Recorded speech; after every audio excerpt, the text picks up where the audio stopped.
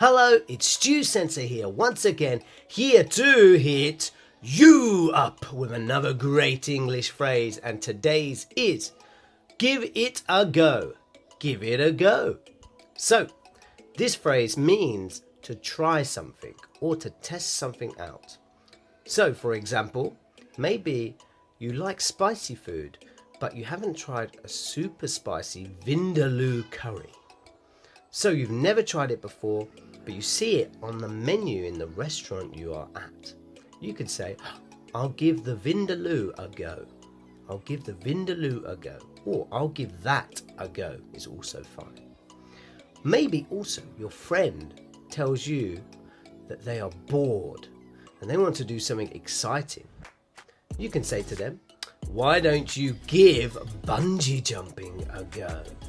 Why don't you give bungee jumping a try?